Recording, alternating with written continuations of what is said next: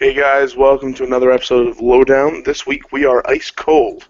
This is for no specific reason, but, thank you all for listening and putting up with our general banter from last week. If you've tuned in again, please expect more of the same with a little bit more hilarity. This week we have real Skeletor, not fake Skeletor, that's always good.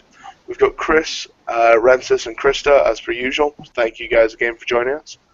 And let's just get straight into it. This week's top news.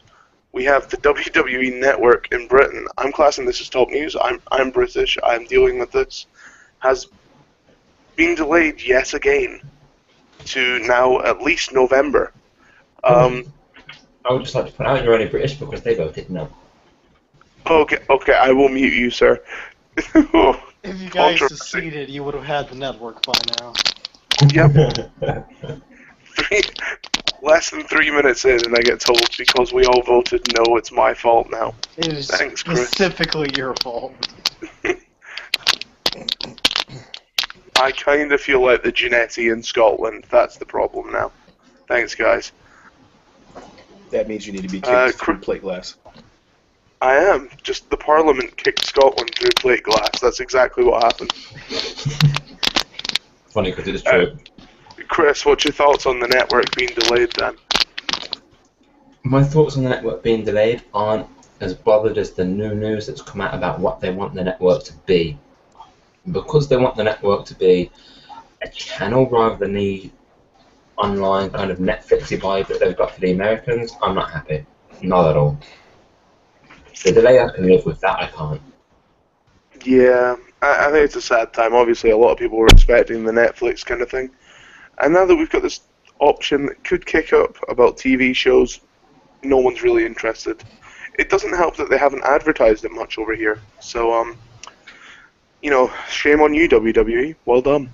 Was it mentioned on Raw? Yeah, it was, and that's been it for the last 3 weeks. Okay, that's the most I've heard about it on Raw now. Okay, so talking about things that are gonna be on the network, the new Sting DVD got recalled, or the artists who developed. It became a collector's edition. Pardon? It became a collector's edition, is all. Yeah, it became a collector's edition. Yeah, WWE they botched. They pulled a Sin Cara, and they put fake Sting on the box of the Sting DVD. Now, apparently, WWE has recalled those that have been put into shops, and will be replacing them with brand new artists' depictions on the box with a picture of real Sting.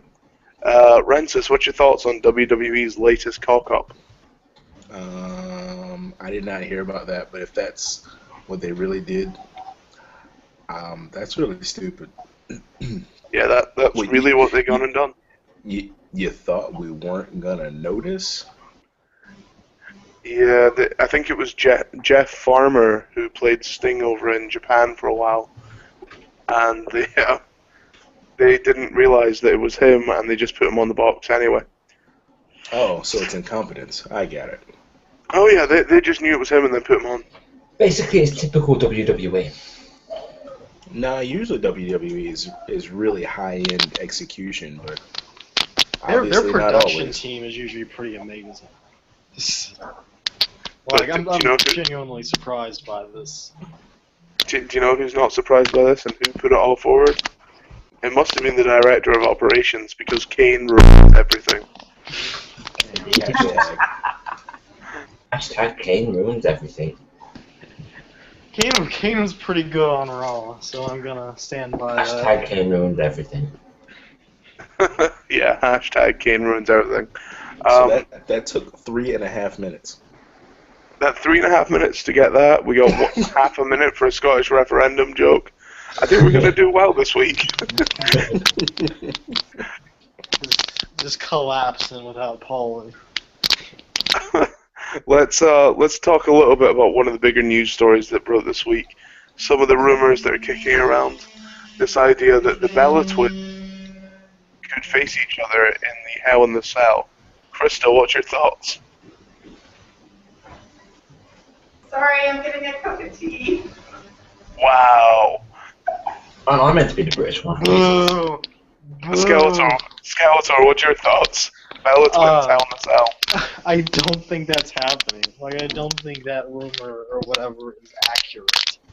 Because there hasn't been even, like, a Divas, like, cage match or anything like that in, like, years and years and years. I just have zero belief whatsoever that has any chance of happening. Yeah, I think it's a bit of a strange situation because obviously no one really wants to see this match, or I hope they don't because it's an awful situation to be put in. I wouldn't mind. My position on it is, I won't judge it till I see it. The only time I want to see the Bella Twins put in the Hell in the Cell is if we can have the dogs from the Keno and Hell match. I was actually going to say, can we have them hung like the Big Boss Man, but you know. I'm impressed you guys didn't say mud wrestling. No, because we're not bad people, Krista. God. Are you sure about that? Sure. I'm a very good person. I'm just great at being bad.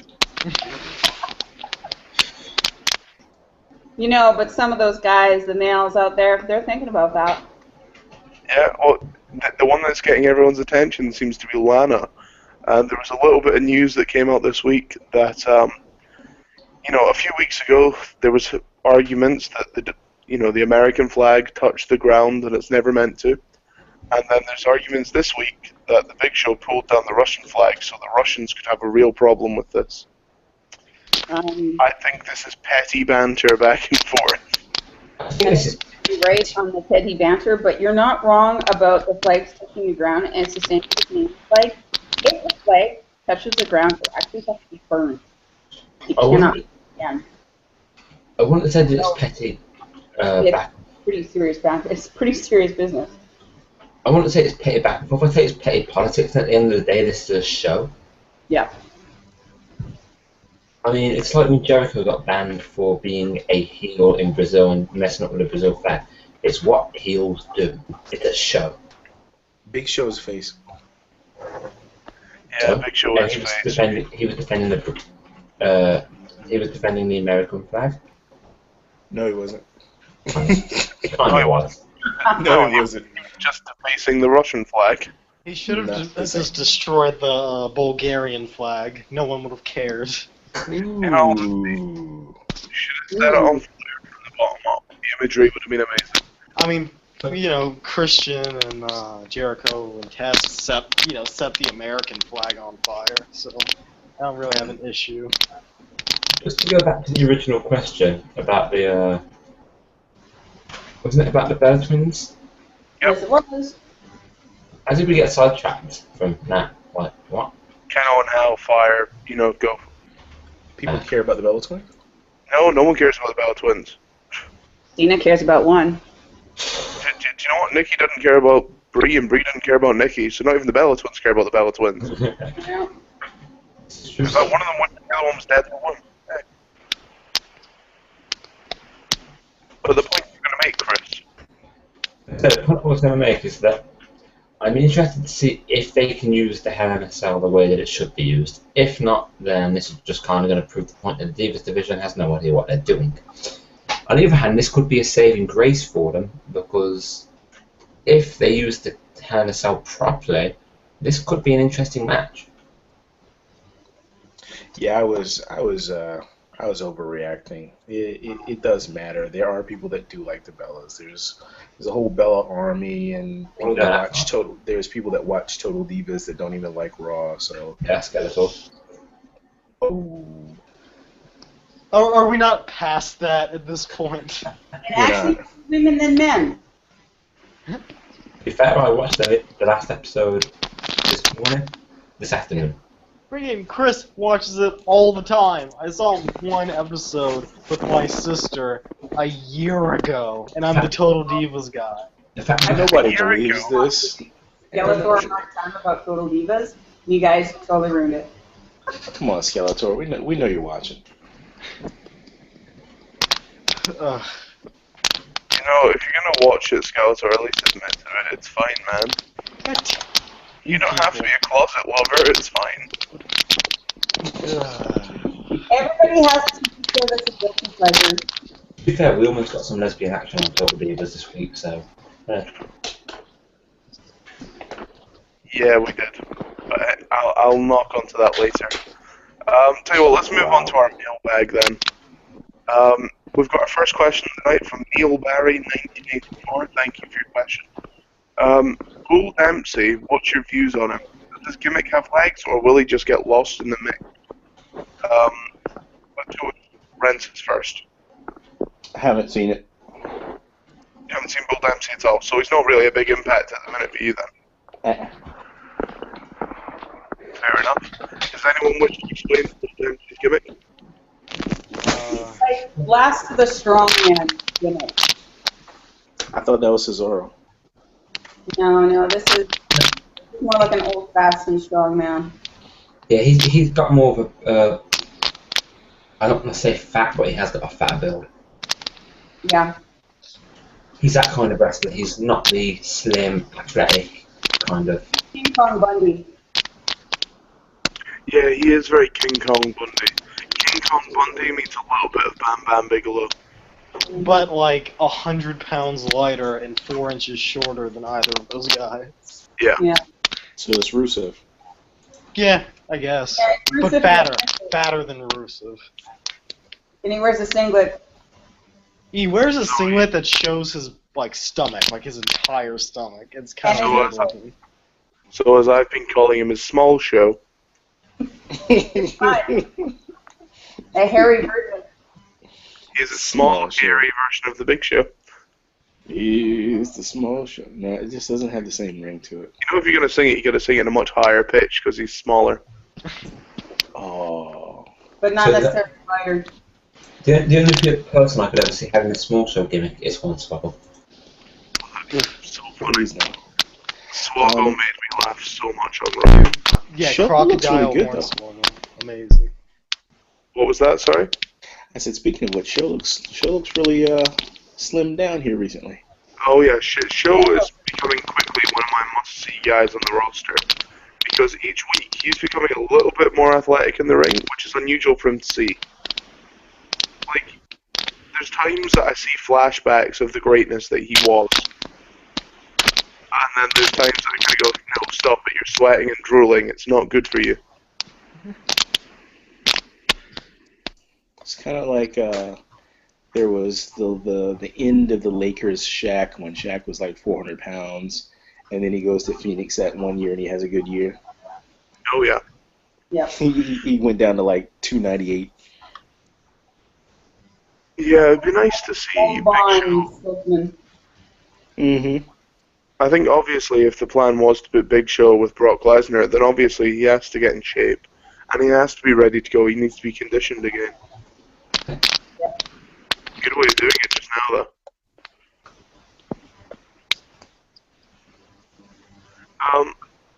So, Krista, what's your thoughts on Bull Dempsey? Do you think he will stay, or do you think he'll just get lost in the mix? I think he'll get lost in the mix. I think his gimmick works for NXT, but if you bring him up to the main roster, he'll land like a cow patty. Wow. Skeletor, what's your thoughts then, Well, man? that really stinks, man. He's got such a like shitty wrestling is serious business guys like Ring of Honor gimmick that I can't deal with, and he's also like 36 years old. He is not going anywhere. So we're not even doing PJ anymore. Well, we managed to go 15 minutes. Hey, it was one. I think it passes. Yeah, by PG. By It's only PG an rule, S. you're allowed 3. It's not like he dropped the F-bomb. Yeah. Oh god. Yeah, no one say Finn. Balor.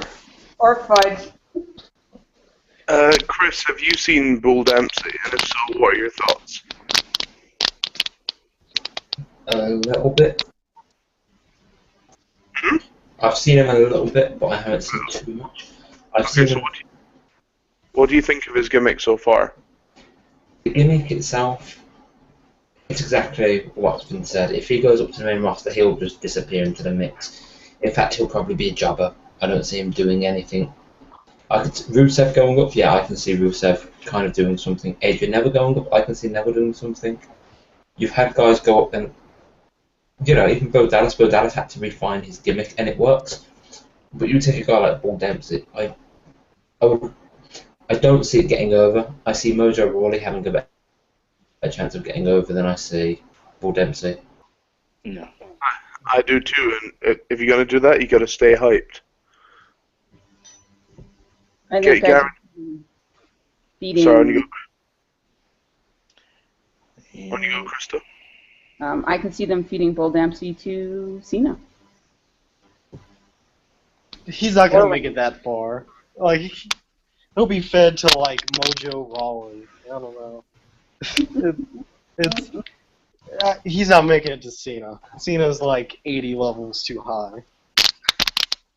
Well, they needed a quick match. They never do that anymore. Now when they need a quick match, instead of using jobbers like they used to, later. No. I wish they'd use Heath Slater for that. He's a person that's actually embraced being a jobber. No, use Bray Wyatt. Cena needs somebody to destroy. Let's send Bray Wyatt out there.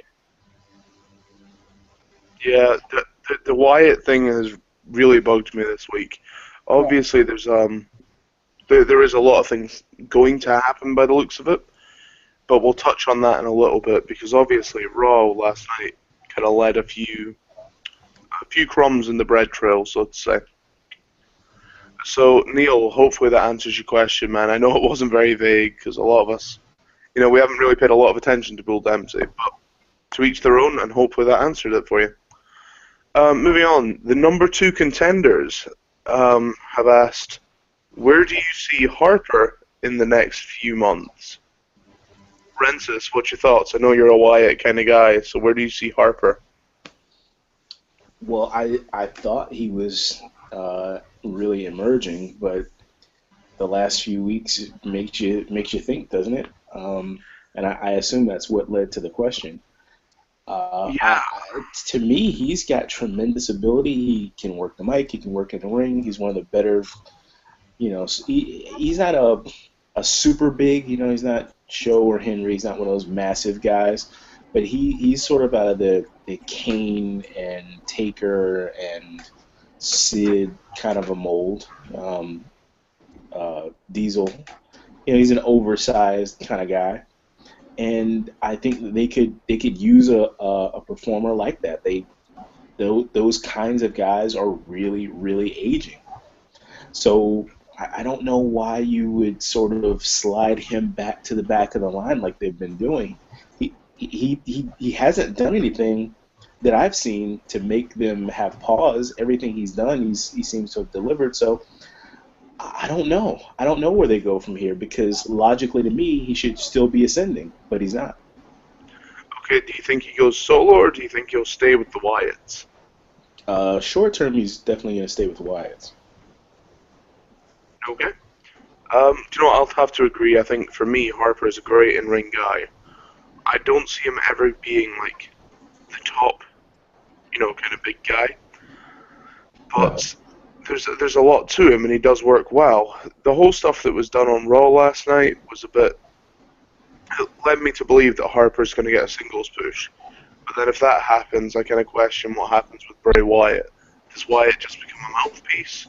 Does he just become a manager? Or is this going to come across where Harper is the dog before he gets the master at Wyatt, I would like. On you go, Chris.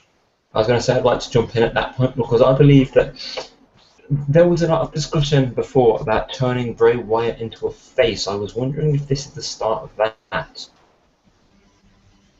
Start of Luke Harper leading Eric Rowan and of Bray Wyatt turning face and going solo for permanent. So he's going back to being a truck driver then? Oh, God. Yeah, that wouldn't surprise me. Well, not necessarily. I mean, he could still stay with that gimmick, but he could still stay with Rowan as well, because. I mean, what was the line he cut in that promo? Something like, "You're doomed." Yeah, that was a good line. I don't know. I felt it was far too cheesy, personally. I realize you've got to have some cheese in wrestling, but if you don't have cheese in wrestling, then what's the point in wrestling? You're just watching Ring of Honor. Yeah, pretty much. I mean, Ring of Honor is WWE without the cheese, and that's why a lot of fans watch it.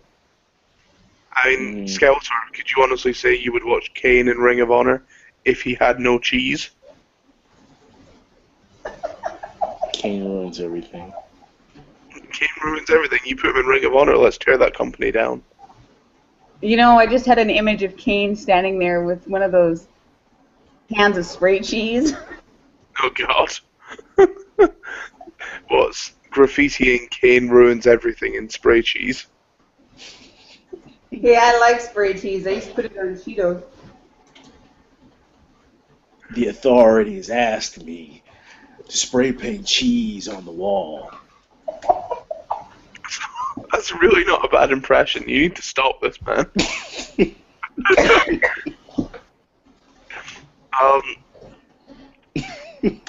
Krista, where do you see Harper in a few months? You know, I've been very impressed with Harper over the last little while, and he's an excellent in-ring competitor. I think he has the ability to pull off some stunts that a lot of the big men don't. I still can't get over the fact that he pulled off a Hurricane Rana. I don't see him being main event, but I do see him being top mid-card. I see him being one of those guys that if they want to ascend into the main event, they have to get past Harper. Yeah, that's a good idea. So kind of like the top mid-level. Yeah. You know, like he's not quite main event, like he's not gonna go for the title or whatever. But I could see He's the him gatekeeper to the main event. being like the top dog at mid card, and maybe kind of sliding into the low end of the main event just for, you know, if one of the main eventers needs an opponent, they can face off against Harper. You know, he's tight in the ring. He's got the size to make him look impressive, and he could make the opponent look good. But I don't extending to main event. You know, it's amazing. I can't envision Harper or Wyatt or even Rowan holding any kind of belt. I don't think they need them. They don't. So basically, what you're saying is he's Kane.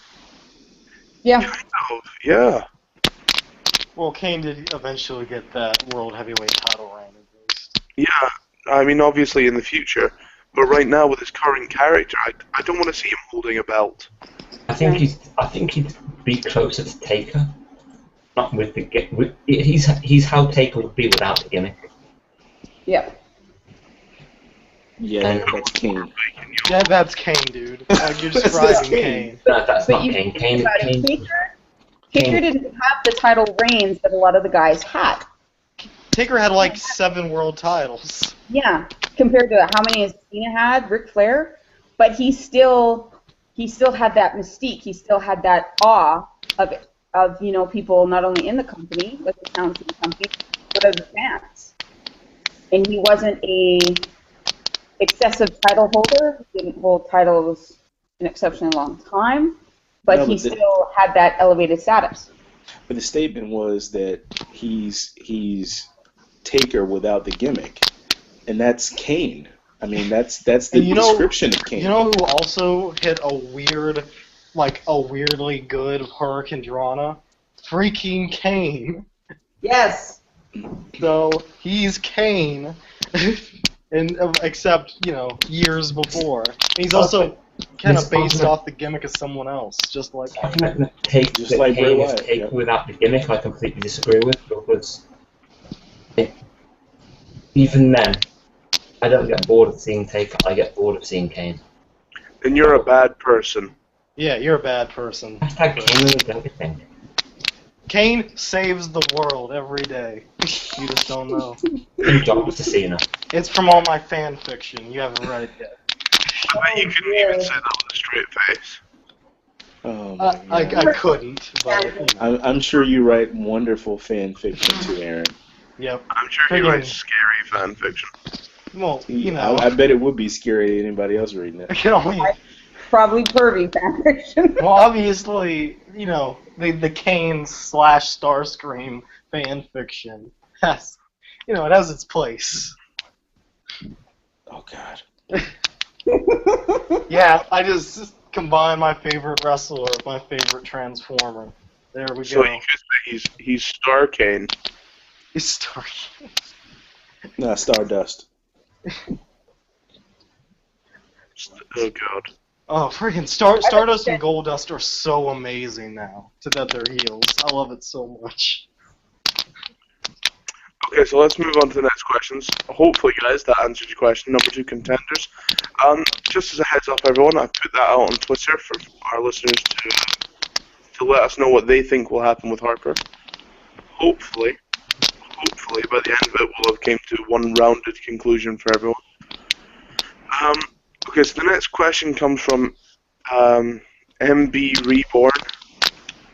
That's a very difficult name. MB Reborn, what was the meaning behind Wyatt's cryptic message? Chris, your turn. Skeletor, mute your mic. I believe we've already discussed this where I said, I believe it's the point of Bray possibly breaking away from them and going face. You think face turn? Yeah. I'm hoping when they've referenced Wyatt's message, they're meaning the one on the show and not his tweet that he sent out. Because the tweet sent out was the one suggesting something to do with the Scorpion and worker rants. So maybe... Yeah, in that case it's purely... It's probably another meaningless tweet on the side of Bray Wyatt. Another rambling, as they'll say. Yeah. Krista, what's your thoughts? Wyatt's cryptic message? This just more ramblings of a madman, or is it actually going to lead somewhere this time? You know, it's anybody's guess at this point. I would like to see him turn face. They're not really doing much with him anymore as a heel. Like, he did that run with Cena, and then all of a sudden he just kind of got lost in the shuffle, and he was over huge. Like, when he did the children's choir, and he had that creepy little kid, and, I mean, Twitter basically blew up. Everybody's like, oh my gosh, what did we just see? And then it was that whole run, and then all of a sudden it's just like, yay. Then he had that program with Chris Jericho. I don't know what that was about, but that left me scratching my head a lot, because it really didn't go anywhere. It didn't really do anything for either man. Yeah, I felt the stuff with Jericho kind of made Wyatt feel a bit more human. And Yeah. that's the last thing they needed. Like, Yeah. his whole character isn't meant to be human-based. No, he's supposed to be this freaky backwoods, pardon me, holy roller. Yeah, he is.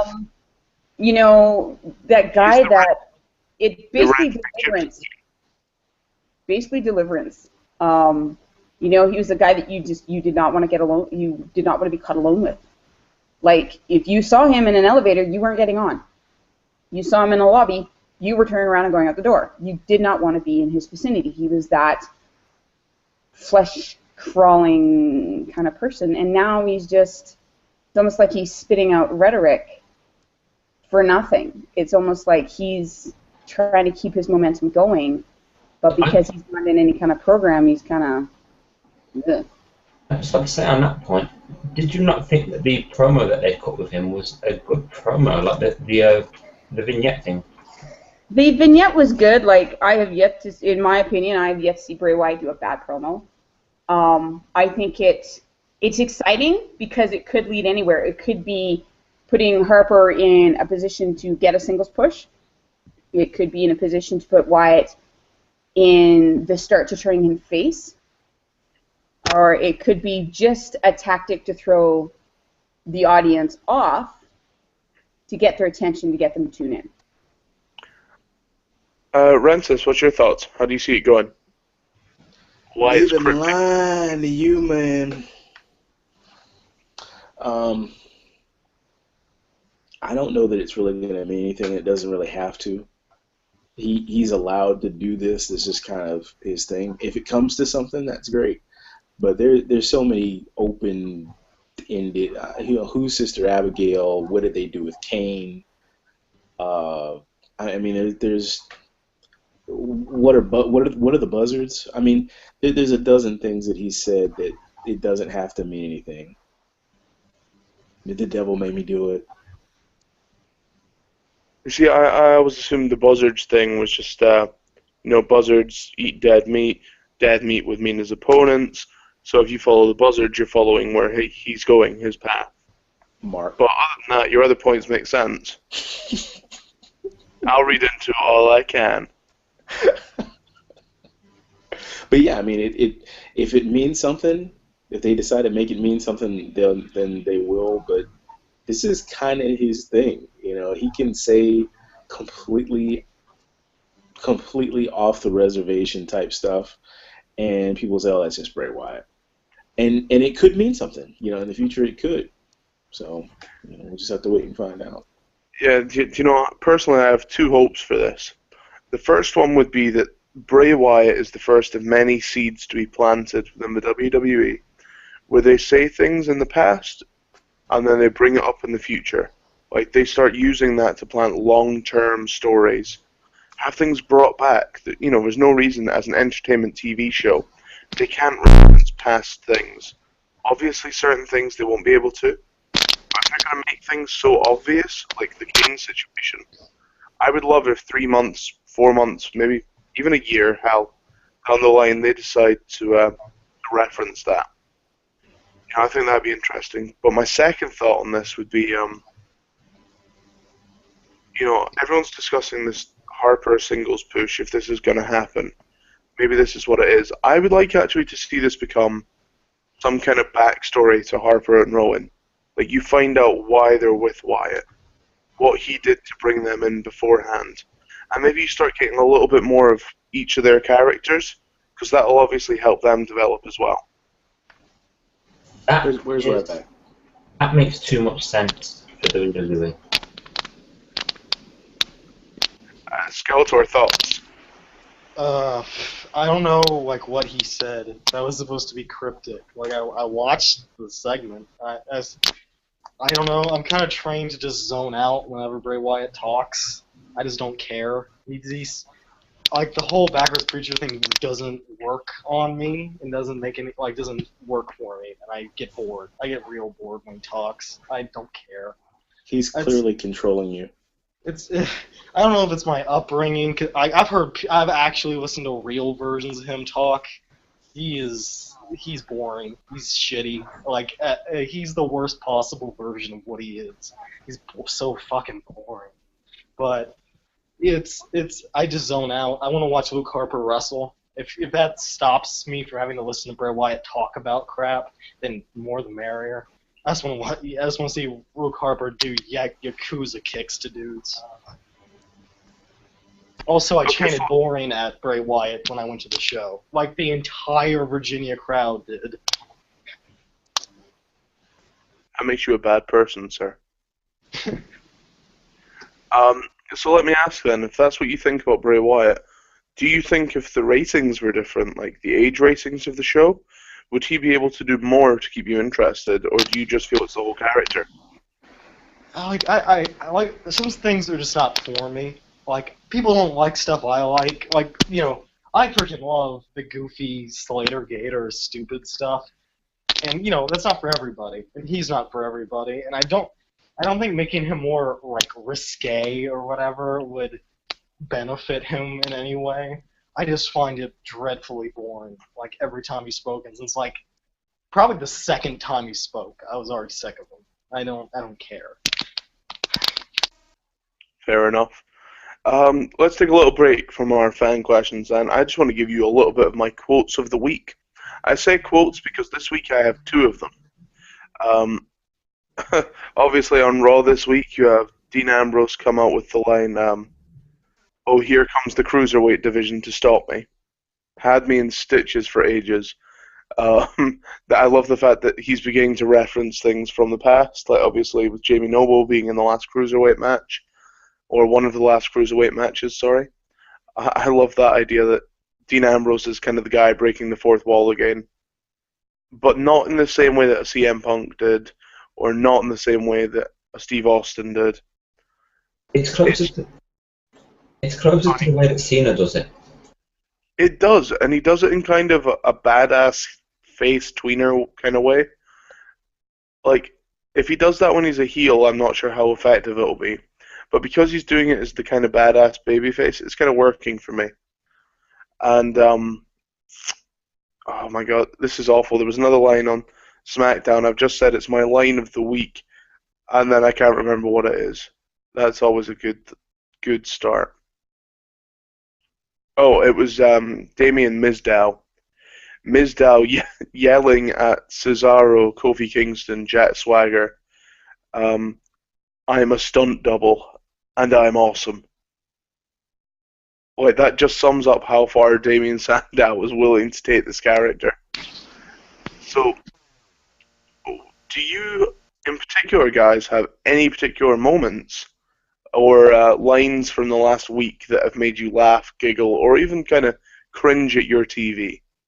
Skeletor, let's go first. What's the first one that made you laugh or cringe? Man, laugh. This was actually like overall a pretty funny Raw. Like I guess the first one was just Jamie Noble and Joey Mercury getting put together to go find Dean Ambrose, and Jamie Noble asking for sledgehammers. Just I don't know why it cracked me up, but it cracked me up pretty bad. I mean, Jamie Noble's hick ass is has always been one of my favorite dudes. So yeah. I kind of like the pairing of Jamie Noble and Joey Mercury. I'd like to see them on TV a bit more as stooges. They're pretty great at what they do. Like them cowering away from Dean Ambrose is pretty hilarious. I don't want to say make them a new Pat Patterson and Gerald Briscoe, but that's kind of what they're doing. And if it works for them, let's see them on TV, you know? Yeah. You got the talent, let's utilize it. Nothing better than Joey Mercury's shiny bald head. Chris, what's your thoughts? Do you have any lines this week that made you giggle? Or any lines that made you cringe? There are no lines in particular this week. What I will say is 75% of what Ambrose said had me laughing at some point or another. It was fantastic. Like when he goes about walking past the guy with a hot dog in his hand, and I was like, oh, I swear they need to give him a Houdini gimmick or something, because that was fantastic. Yeah, his whole gimmick seems to be that he just takes the piss out of other wrestlers. And do you know what? If it works, let's go with it. It's quite funny. Like the week beforehand, he told Miz that he escaped that room by the back door. Like there was another door, and he just said it's so dry. Like it made the Miz look like a complete idiot. And then this week, obviously, he's had Jamie Noble and Joey Mercury, and he's made them look like an ass. So I'd say instead of calling him the Titty Master, we call him the Ass Maker. Krista, thoughts? Have you had any lines this week? You go to her after that line? Yeah, I'm going straight to her rather than you, because I knew I'd get a... Okay. So, do you have any lines? Anything anything that Amber said kind of had me in stitches. Like you said, the Cruiserweight division coming out to get me. The other one is, are you real security? I swear you were Rosebuds last week. Oh, yes, that was the one. Or every time I look at you, it makes me want to take a needle and thread and sew my eyes shut. That was pretty original. Yeah, well. The one that made me cringe goes to the King. Jerry Lawler. God, he kicks my ass.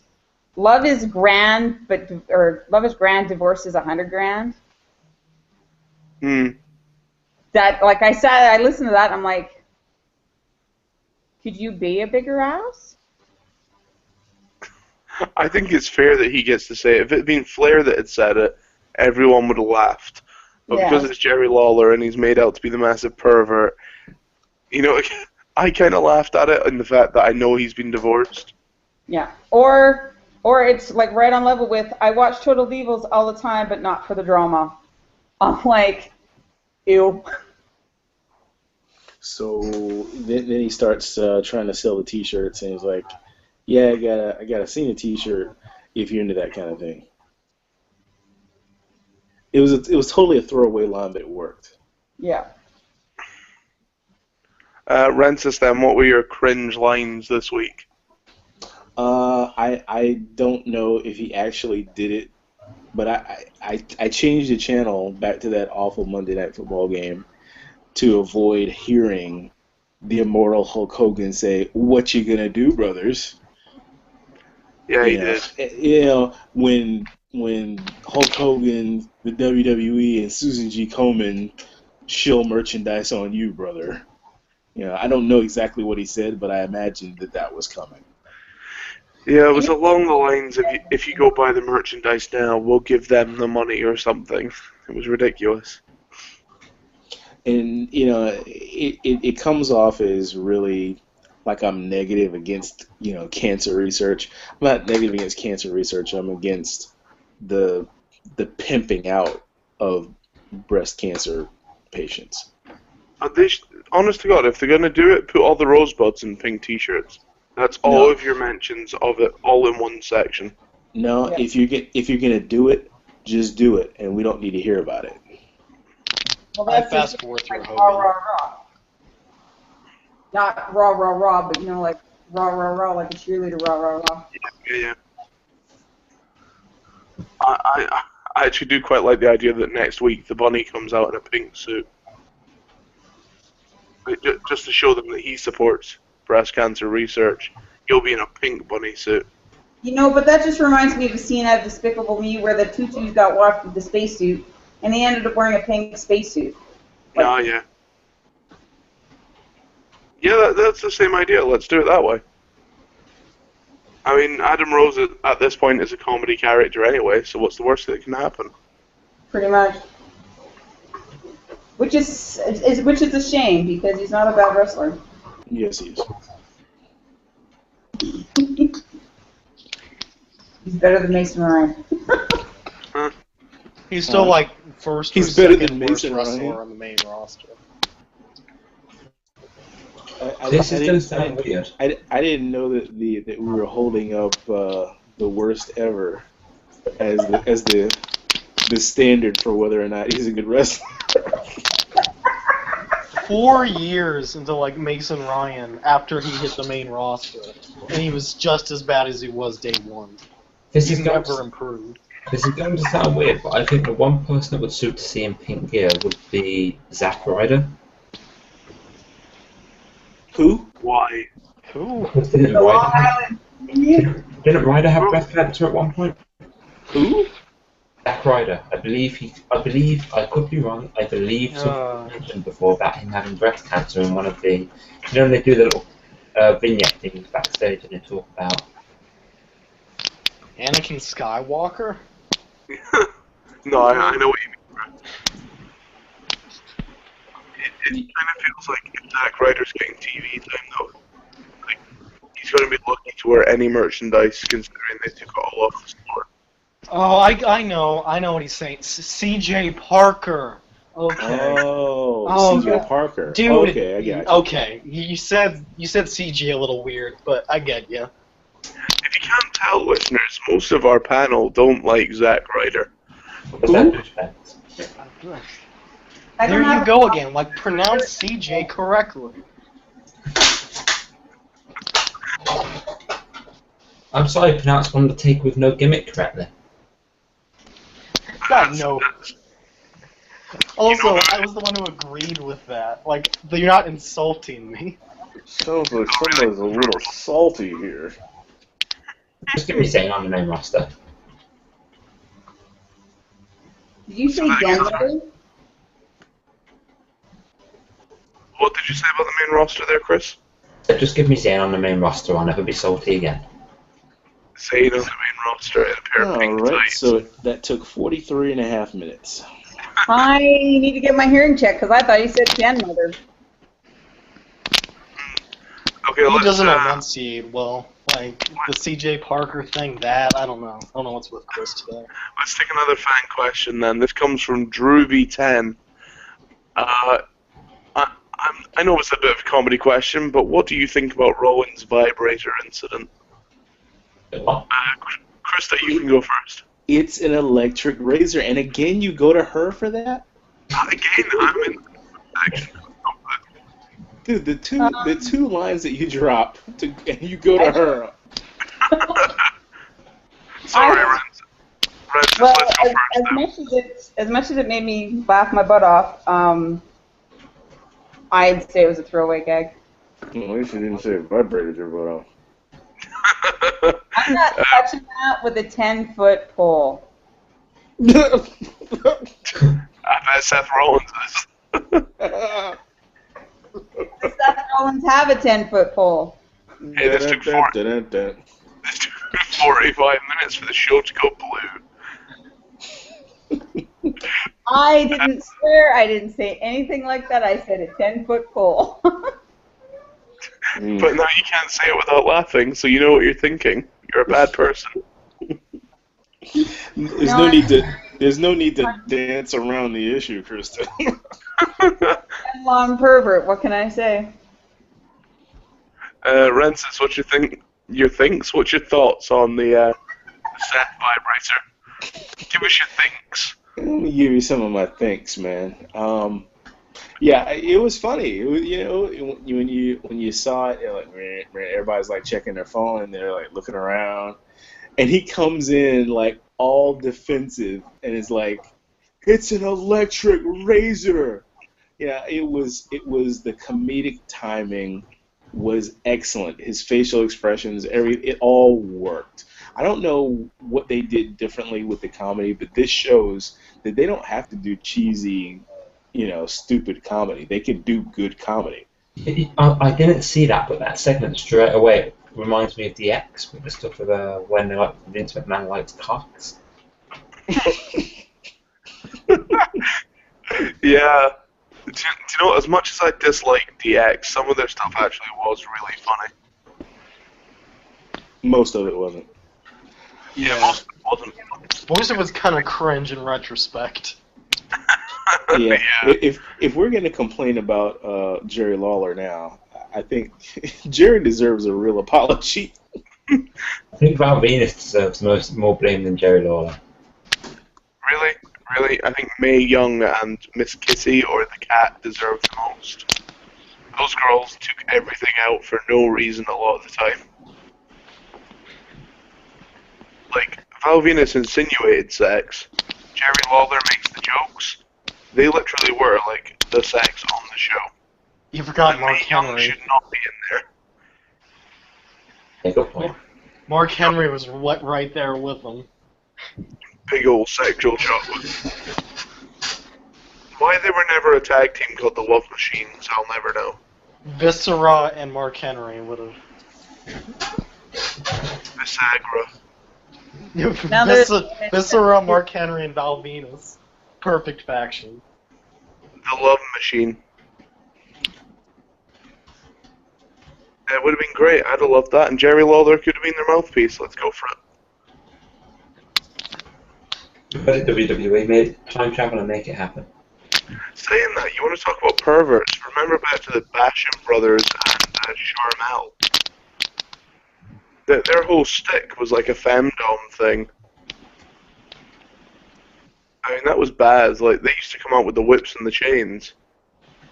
Yeah, and. Oh, sorry, that's a casual Friday for you. Yeah.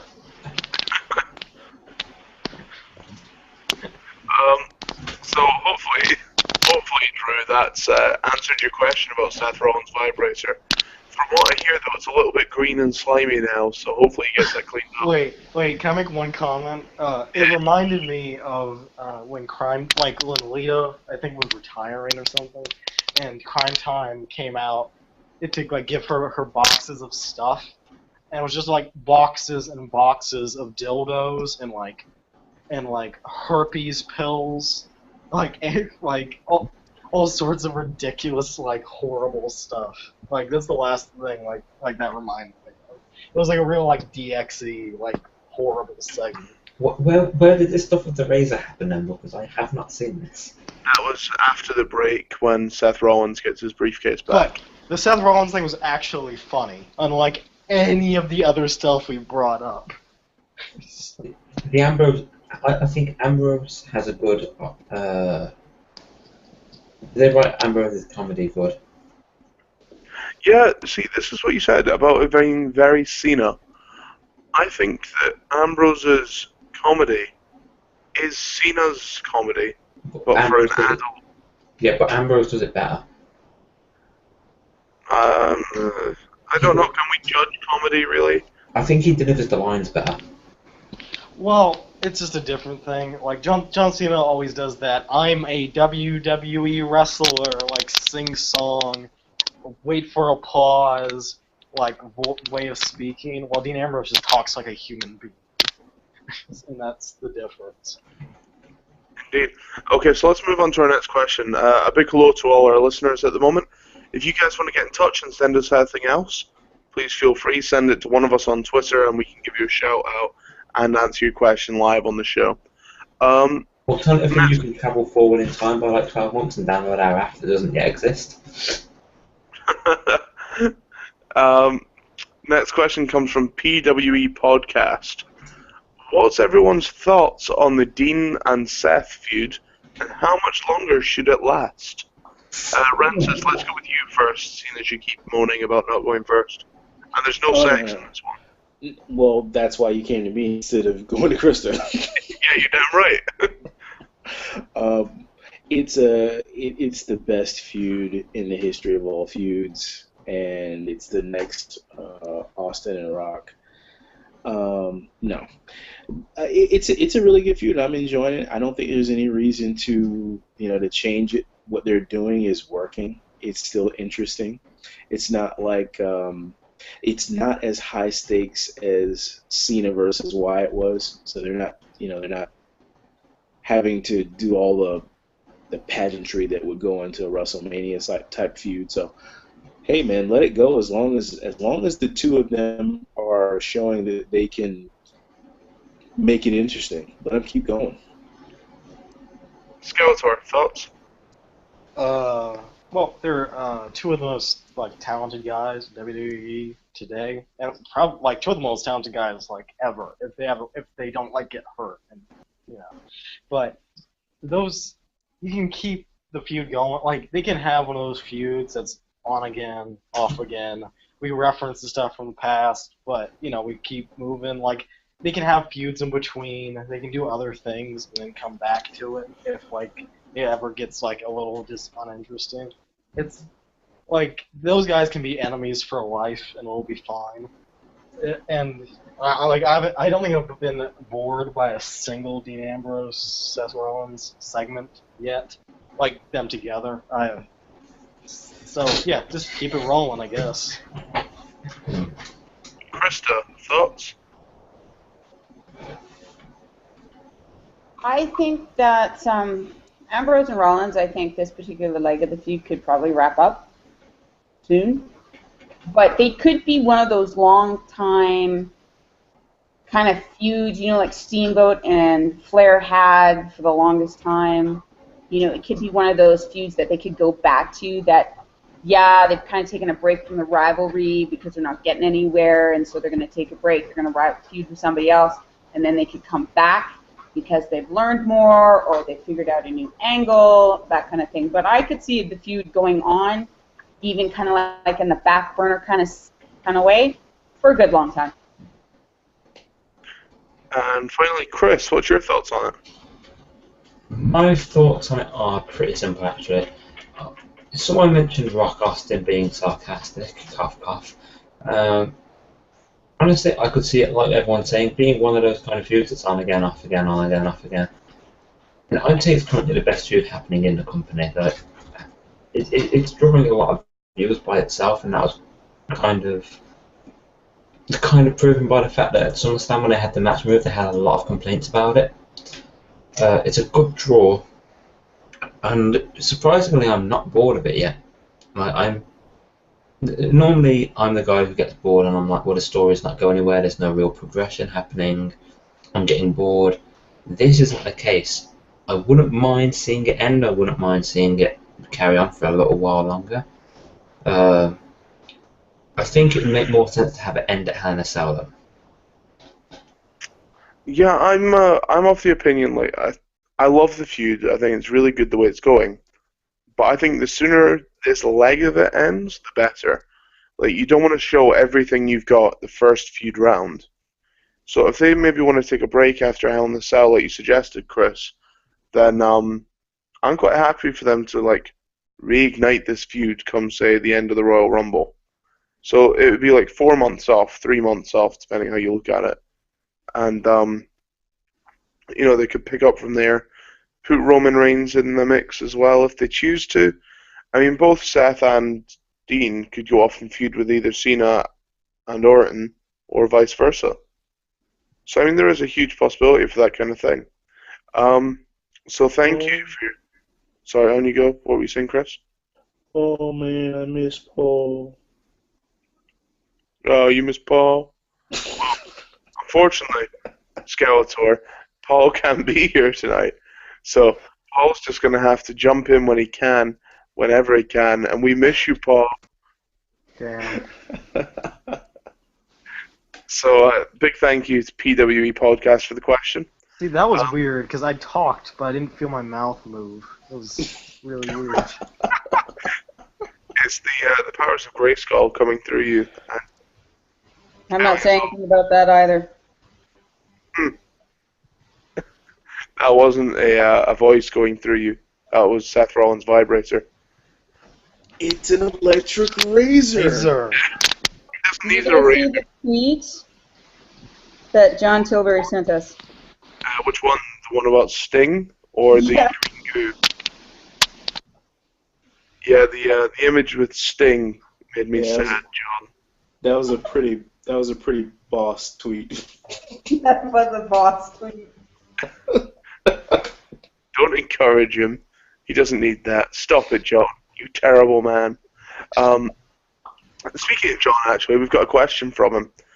When will we see Sandow as plain old Sandow again? Who? Sorry, Mizdow. Oh, Mizdow. When will we see Mizdow on his own again, doing his own thing? Right after Alex Riley does. Ooh. Ooh. Are we in the belief now that this is the end for Sandow on his own? If you're the sidekick to a guy that's barely mid-card, is almost early card, yeah. So, at least Alex Riley was sidekicking for a guy who was main eventing at the time. Ironically, it's the same guy. Yeah, it is. So, I'm kind of on the fence. I think Sandow's going to be the one that comes out of this higher than The Miz. I think they're going to take the notes from when they messed up with Alex Riley and actually using it properly for Sandow. You have a lot of faith, Grasshopper. I do. I think coming out of this, if they decide to play the switch, all it takes is one stupid referee, and you know WWE has the balls to try it. That they will try the switcheroo in the middle of the ring. Damien Sandow will pin a guy for The Miz, and they will announce that Damien Sandow is the new champion, rather than The Miz. That could be fun for a minute, sure.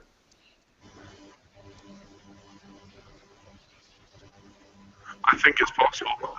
Krista, what's your thoughts? Possible. Not gonna hold my breath, but it's possible. That'd be funny to see, though. Let me hold my breath or for Zach.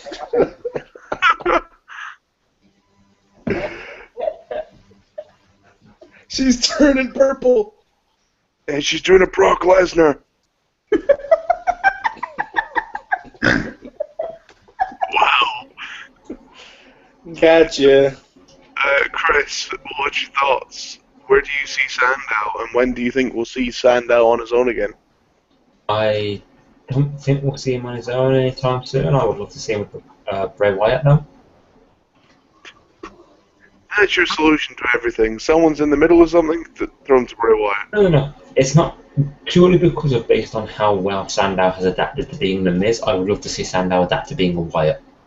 Alright, okay. They're going to actually recruit a second stunt double, and it's going to be Sami Zayn. Who will then feud with a returning CM Punk. No, guys. And then they will all be chokeslammed by Kane, right? Well, obviously. How else is the storyline supposed to end? And then they hang in at the top of Hell in a Cell. Yeah, there you go. But then he climbs back from hell, like through the ring, and pulls down Dolph Ziggler out of existence. No. Dean Ambrose just showed him the back door how to get back in, man. That's all. And then Paul Bearer's voice hits and Chris Benoit walks out. Oh no! All right, too far. Let's stop it. We're done. Cut it. I'm Cut his heading mic. to the hills. Tell you what, Mo Hate makes a really good point. Sandow and Riley, what do they both have in common? They met their downfall at the hands of Cena. Or the Miz. Or the Miz, yeah. They got that combo. Yeah. going Let's not blame this one on Cena. Cena gets blamed for enough already.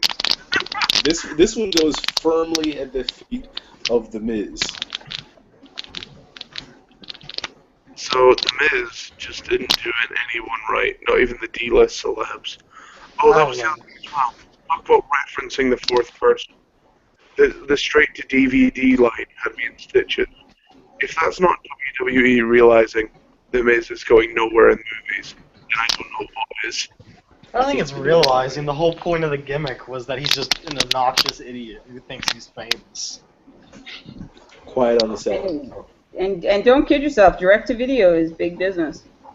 Oh, yeah. Yeah, they make some I can't remember what the figure was, but his Marine War movie, made, way more sales than, most WWE stuff. He beat out Gordon's movie. Yeah, the straight-to-DVD thing deserves one of those really funky turns of phrase where you say it's not no money. You know what I mean? It's like there's a little bit of actual money involved there. So. So you want it's not quite the chaperone though, was it? Just got to point out really quick. Shout out to Mojo Rawley for retweeting me. Did you say that Mojo Rawley retweeted you? Yes. Did you just have to go one up my favouriting story? Well, you're off the show next week. I hate you, Chris. I hate you. We all I'm hate not you. going to stay hyped at all.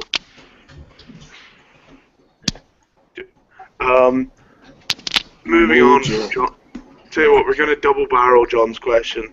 He then further asked. John further asked, if Nikki and Bree stop mentioning Daniel Bryan, will people forget about him? Speaking of our dear friend Matt, he tweets out with the on the WrestleZone account how the chant was basically more over than Daniel Bryan. Basically saying that he was able to Bree was able to co-opt the chant or whatever, but they had spent the entire promo, Daniel's always included in their promo back and forth, and everybody knows that Bree and Daniel are married. I mean, she's even using his moveset to the best of her limited abilities. She's using his moveset. So, look, if you don't like Daniel Bryan, just say you don't like Daniel Bryan. That's what I'm waiting for. So, if you don't like him, just say you don't like him. I got no problem with that. But to sell short what Daniel Bryan accomplished, I think it's a little disingenuous. Just say you don't like him. I think what John was asking though is if Nikki and Bree stop mentioning him in promos and things, will people forget about Daniel Bryan? Of course not. No. Have they forgotten CM Punk? Who? Do people not still go woo when friggin' people do a figure four or chops? We're still getting what chance? Please, can you put that on a T-shirt, Skeletor? Do people not still woo it? I mean, seriously, dude. No, it's not going away. No, nobody is gonna forget Daniel Bryan. No. Yeah, people like 4 years or post like when Ric Flair was in TNA and people hadn't seen him in WWE in like 4 or 5 years. People still went woo and friggin' WWE. Just even in WWE when he was in NWA, like almost entirely, people did it. People don't forget that easily, like with top important, like significant guys. But I think what I was when I let off with my long ramble, what I was getting at is exactly what you just said. If he were a side guy, if he were a middling sort of a figure who was just riding the wave of a catchphrase, then I'd say no. Of course that's also a chant. No is also a chant. But they're still chanting it because they still remember him. And it doesn't matter whether people on WWE television mention him or not. Just like they remember Ric Flair, just like they remember CM Punk, just like they remember Steve Austin, nobody is going to forget him. He was over. He got the yes chant over. It's not the other way around. It's worth pointing out, even if, and this is a big if, they forget Daniel Bryan, the fact that they're using his chant every week reminds us anyway. Not going away, dude. Not going away. People remembered freaking A-Train, of all people, when he came back. A-Train. You say that like A-Train was forgettable or something. I don't know. Yes, one-time Intercontinental Champion, one-time Tag Team Champion. And he also faced The Undertaker. In a match where he was a side component of, and was meant to be feuding with Nathan Jones. Jack Gonzalez? Oh. Yeah, the big hairy guy. Alright, so I think we killed that one. This is a real dumpster fire. Moving on. Let's do this week's Pop and Heat. Let's start with Chris. What's your Pop and Heat for this week, man? Part of this week is the fact that they booked Ambrose like Ambrose and didn't try and book him like Reigns like last week. I understand that was because Reigns was out injured and they had to change the script last minute, but it was still poorly done. In terms of heat for this week, that would probably have to go to the very poor reaction that they got from Stephanie trying to discredit Punk when she was like, I've never understood why these people always chant for quitters. That to me seemed like they were, shots had been fired at that point. That was kind of unneeded. It was hilarious though. Oh yeah, it was. I think that maybe bothered you as a Punk fan more than anything else.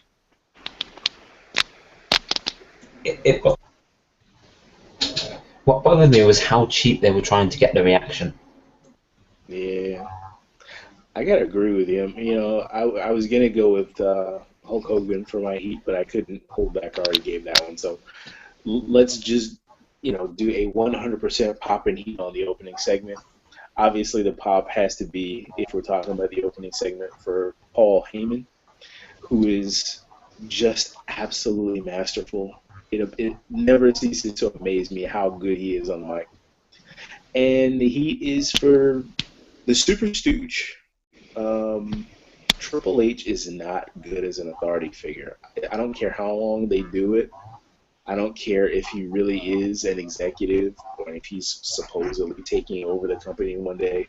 He's not believable. He's John Laurinaitis. He is a stooge. He's not Vince. Stephanie can be Vince or a Vince type role. She's good at it. He's not good at it. Wow, you could probably run that one as an unpopular opinion. Well done.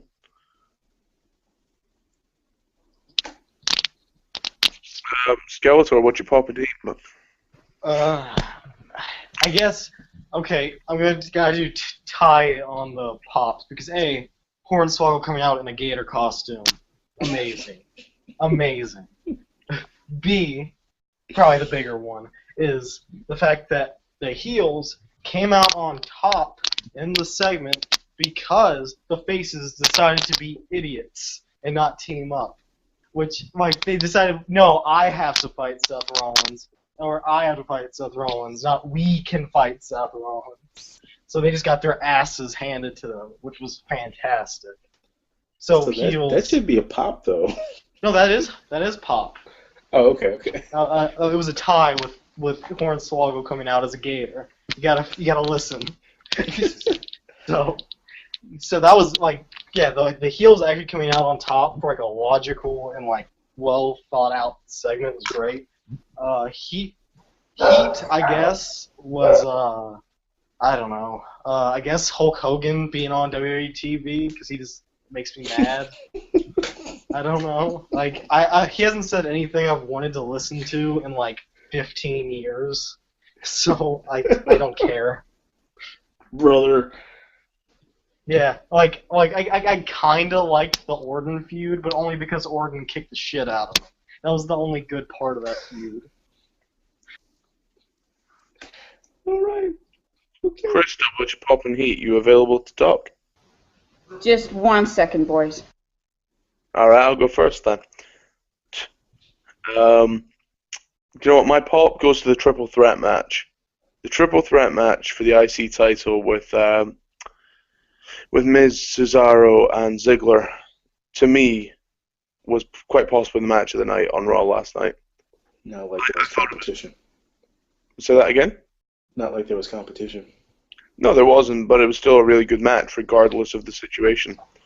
I wouldn't have said it was a pay-per-view quality match, but for a Raw, it was quite a high standard. All three guys got to show a bit of offense.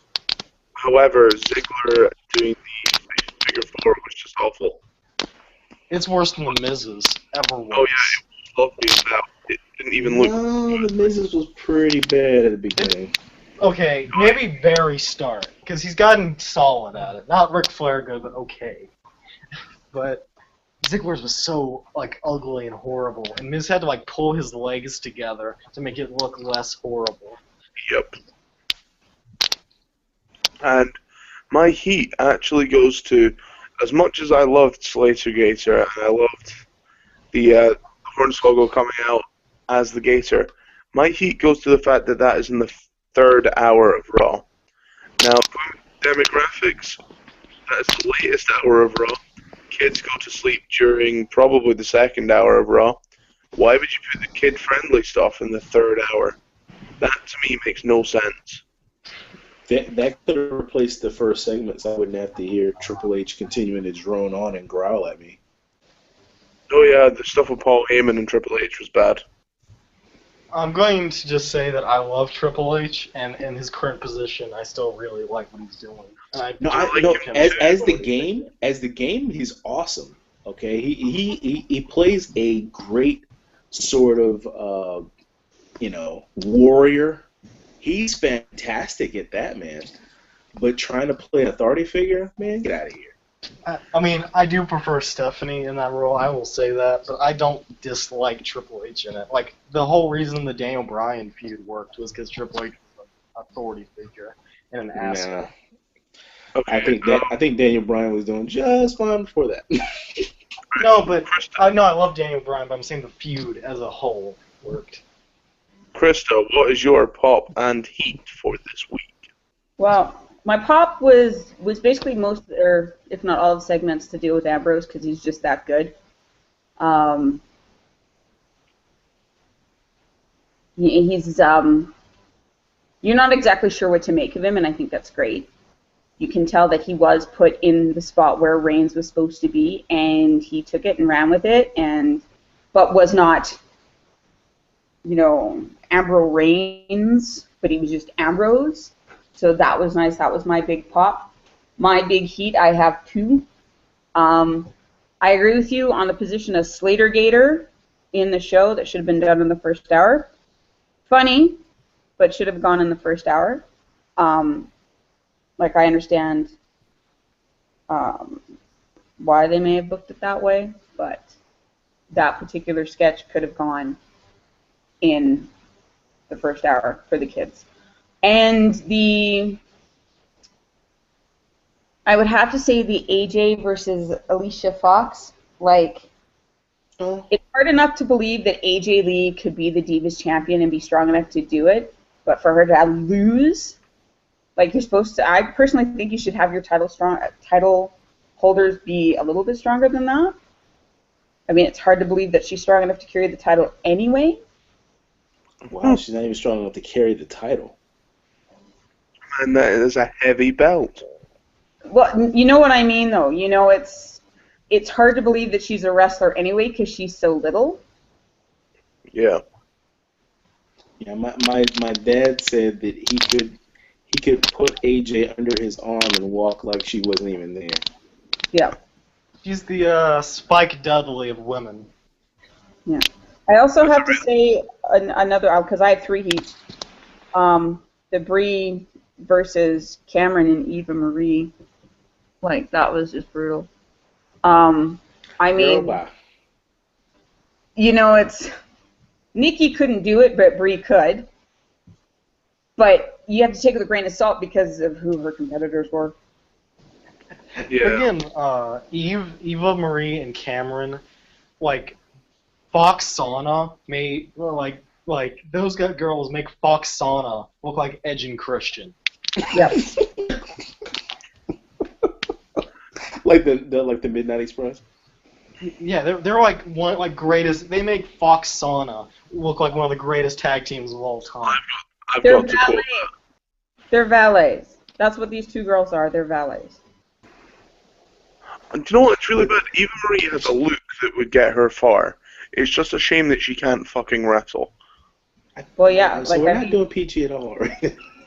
No, we're really we've gone God. Oh God. Yeah, but the funny thing about it is Cameron and Eva Marie have an advantage that Fox Sauna don't have. And unfortunately, or fortunately, as the case may be, depending on what kind of fan you are, that's the business. Cameron and Eva Marie get a reaction from the crowd. And that is the primary job of a professional wrestler. Yep. Even if it means them crying in front of the audience. However you do it, that's your job. In front of an NXT audience, did it not? Yeah. Wow. Did somebody just go wow? Yes, I have. I was reading Vince Russo Books Raw. You can read? This one. This one. Anyway, yes. If you regale us with a small tale, don't read the whole thing. Dumpster fire. Well, they've got an idea for. Someone's actually suggested a really cool idea for Sandow. Okay, so. With WWE's huge push towards Diet Mountain Dew, you could always have like Damien Sandow constantly drink it and have it give him like superpowers. Vince Russo is the worst. No, that wasn't Vince Russo's idea. That was someone else's. Oh, Vince Russo's idea included Lana, Rusev, and JBL, and also included the Miz documenting his life story. I think The Miz needs to document a life story. That would be a great segment. I would love if Damien Sandow played The Miz in a little movie they showed. That would be amazing. Thanks and shout out to obnoxious CJ Webb on Twitter for the very nice tweet. And I guess in character that he created there.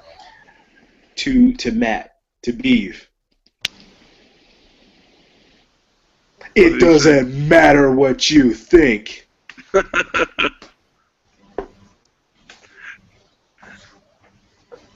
Okay, moving on. We've got a couple of questions to rattle through. From the amazing Brie Bella, all one word. Who will Rollins face at Hell in a Cell? Quickfire round. Rensis. Who's he? What? Brie mode. Yeah. So you think Rollins is going to face Brie mode? Cool. Yeah. That's cool. Krista, who's Rollins facing? Oh, Rollins? Yeah, Rollins. I thought you said Reigns. No, Rollins. Who's he facing at Hell in a Cell? Oh, he'll face Ambrose. You know it. Skeletor. Ambrose inside of a friggin' Hell in the Cell. Chris, you want to make any other bets, or are we going with the same thing? Man, I'm going for Ambrose and Rollins. If someone doesn't go through or off the cell, I'll be surprised. Do you think WWE are big enough to put Cena in there and make it a triple threat? I think they're stupid enough to try, but I don't think they're smart. I don't think that they will. I don't think they have the balls. I think the crowd would do too much if I'm completely honest. But where does Cena go on the card then? I think he's going to end up facing Orton again. Cena versus Kane, because I'd rather see Cena versus Kane than Cena versus Orton for the 5,000th time. But Kane ruins everything. I don't Excuse me see. as I As a go Kane throw up. fan, I don't want to see Cena versus Kane. If they just had Cena come out and cut a promo. That would be a nice change, to be honest. Oh, if Cena missed Doesn't one pay-per-view, He doesn't need to be on the card at Hell in a Cell. I agree with that. Oh God. I kind of question where he's going to go, because obviously, right now you've got Ambrose, Cena, Rollins, and Orton all in the mix together. We can have a feud with Joey Mercury. There we go. I think he's gonna face Sting.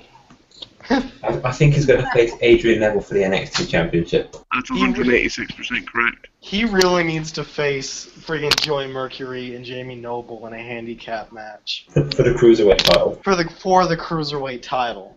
And we have segments where John Cena works with a personal trainer to lose weight before the match, like Fat Hardy did back in the day. Hey, don't you Fat dare Hardy. How hard it is. You know, Matt Hardy's looking pretty good these days. No, he does. I'm back in the. He had a period of time where he looked kind of bad. Yeah, Yeah. there was that period. I honestly think that Cena is now at a point in his career that, yeah, he'll sell tickets, but he doesn't need to be on every pay-per-view. I completely agree with that. He's like Jericho. Yeah, and he's entering into the realm of the Undertaker. You know, when I said that Cena and Lesnar were not gonna face at Hell in a Cell, do you know how many "oh you're stupid" kind of comments I got? No, Is it's there- ridiculous. Is there anybody that thinks that you're gonna get Cena and Lesnar at Hell in a Cell now? Nope. It's low. It's very low now. Possible, yes. Lightweight, no. Frankly, I wouldn't waste the money on Lesnar, because it's going to cost him an arm and a leg to get him for even one more match of the year. And no one wants to see Cena versus Lesnar 3, so to be honest, it's not worth the money. No. Let's have Harper attack Cena. Let's just go with Harper and not Wyatt. So, Dude, I loved those Harper Cena matches, like that they Yeah. had before the Wyatt figure. I'd love to see another Cena Cesaro match, considering the ovation that Cesaro got after that. I don't think I've seen any match with Harper in it be a bad match.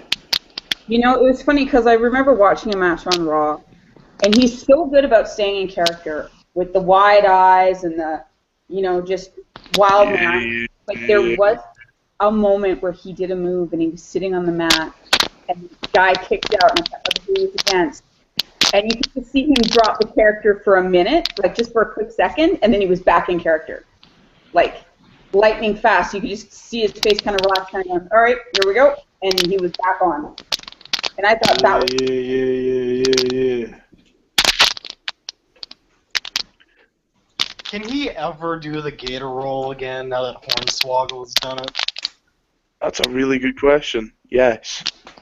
I think so, yes. It's not my favorite move, I think that Slater Gator needs to be shot. Slater Gator is the greatest tag team of all time, Chris. I'm really tired of seeing those comedy. You know they're gonna stick around. They've got their own theme music now. Dude, why won't they put that on the WWE YouTube channel? That song's amazing. I can't listen to it without friggin' Adam Rose talking over it. Well, like I think that Heath Slater does the job he's been given quite well. I mean, he's a jobber. He knows he's the king of the jobbers, and he has the time of his life with it. He's not even really jobbing as in this tag team. Like they win a lot. It's. Slater's not a bad wrestler. He is not a bad wrestler. I mean, freaking Slater Gator beat Goldust and Stardust like 2 or 3 weeks ago. Yeah. It's time now. It is now. Got up over the Matadors. It is now time for my unpopular statement of the week. Oh shit! Here we go. Whoa. Short and sweet. Heath Slater is better than Dolph Ziggler. That's not an unpopular opinion. That's a fact. You got it mixed up. That is a fact. You know fine well the internet's going to agree with you as well. I don't know, man. There's a lot of Ziggler lover girls out there. I don't know many guys, but there are some. But yeah. Unpopular opinion for me would have to be the fact that they should stop bad-mouthing Punk, considering how badly they're like, oh, we should have Punk come back, though. Considering that Vince was like, oh, we'll have Punk come back, don't worry about it, he's coming back, he's only on sabbatical, he's coming back. They really should stop bad-mouthing him. You're right, that's kind of... Oh, sorry. I would say that's unpopular in the fact that you're saying they should stop. I think they should continue doing that, because really, they're not doing anything other than being the company themselves. They've done it for years. I wouldn't mind if they did stuff like had Bad News Barrett walk out to his music, because that would be Bad News Barrett's gimmick. It wouldn't so much make fun of the fact, it wouldn't so much point out the fact that it wouldn't be calling him out on it. Like, I think that taking shots at him is a bit kind of BS if you want him to come back. The only way I want to see or hear about Punk ever again is on the self-destruction of CM Punk DVD, or something they put on the network where they re-edit stuff about him and put in completely negative quotes and interviews, or change the context of them to make him look like shit. I'm not even gonna lie, I completely thought you were going to say unless they have a rest in peace sign on one of the Raws. No, I would watch Self-Destruction of CM Punk, where they take quotes from people and kind of cut out the rest of it, like Daniel Bryan calling him an asshole, as a heel, and then just removing the rest of it, so it's just CM Punk is an asshole, and then they show clips of him botching, just him botching all the time. I would put that together myself for no money. I would love that. Wow, that's real special. But I don't understand the logic of it. Either because they can't possibly think they're gonna turn the crowd to their favor by using Triple H and Stephanie McMahon. Do they really think that? Do they really think that they're gonna get the crowd to stop chanting with Stephanie and Triple H? It does, though. It shut up the Chicago crowd for a minute. No, they get confused. No, it didn't. No, it didn't. For a second, and they went back to chanting. All it did was get more heat on the Authority, and that was the main aim. But they started doing what chants and stuff because they're idiots. They didn't the CM Punk chants died within minutes of that segment. And it came back throughout the night. Not really. There was some scattered crap, but it wasn't like that. They've handled it so well each time they've gone there. Last time they had Heyman come out and talk shit about him and stuff. It's great and it works. To be fair, they didn't have him walk out and talk shit about him, because the only thing I really remember about that is how he sat in the ring and said, I think he deserves louder than that. He said that, and he immediately was like, well, he's gone, he doesn't matter, Brock Lesnar matters, or whatever. He said something immediately afterwards that got him heat. I forget what it was. Skeletor, what is your unpopular opinion of the week? Man, like I feel like I like the same stuff on this Raw everyone else liked, so I guess I'll just have to go to my default. Kane's the best ever. You're done. I'm done. Thing. Ugh, Kane ruins everything.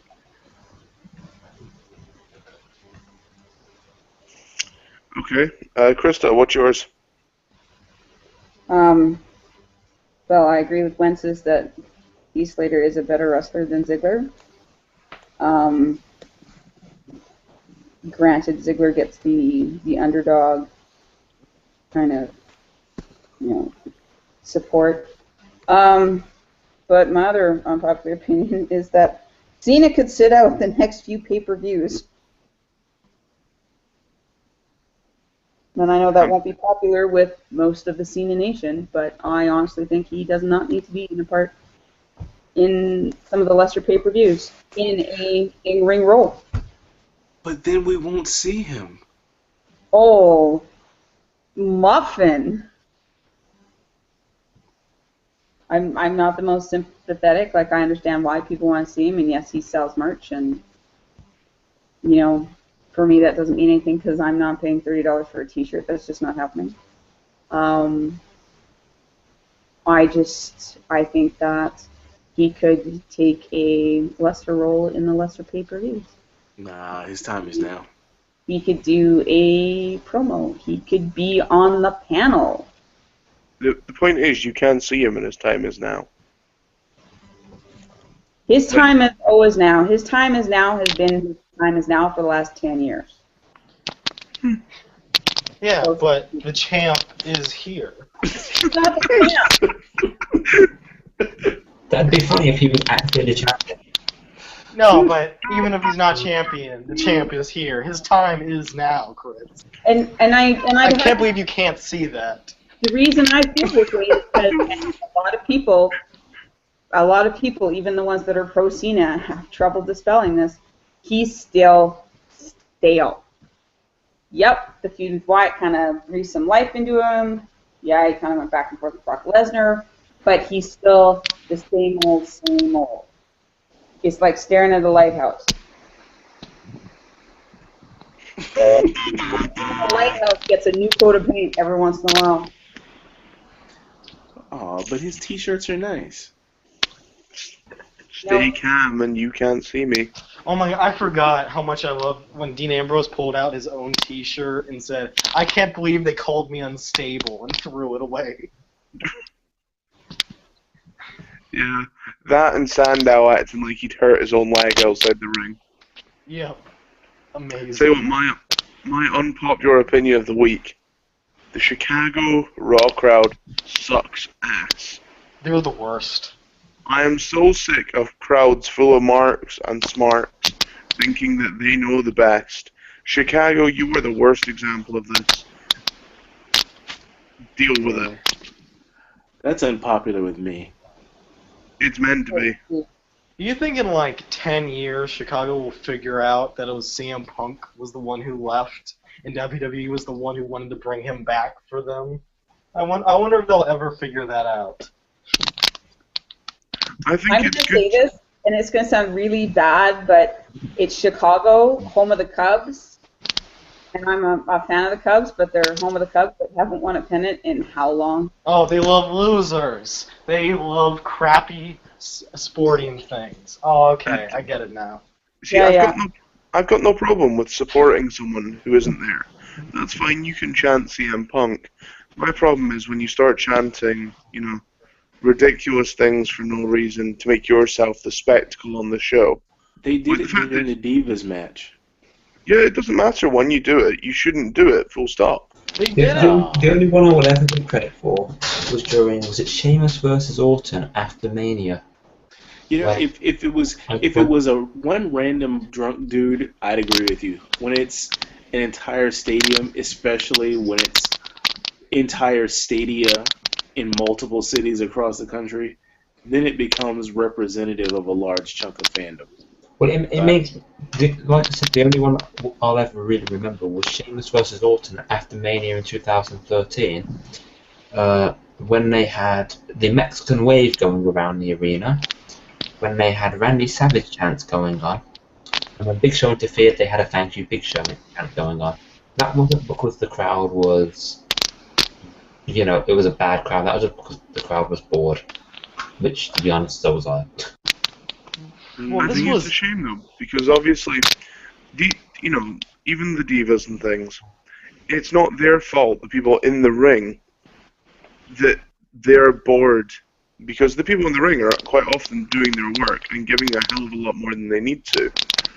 It's the fact that WWE Creative give crappy booking. I got a question. Now, this week's the Raw is writers- pretty cool. Yeah, it was. I have a question. Yeah, go for it.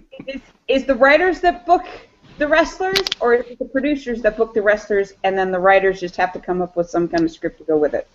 No, it is pretty much Vince McMahon who does the quote-unquote booking, and then the writers do the writing to accommodate that. Yeah. I was Okay. reading today, essentially, eventually Vince tells them what he wants, and then they have to work out what he meant by that. And then Arn Anderson helps them plan out the match. And that's it. I heard Arn Anderson does basically nothing. He's essentially a figurehead.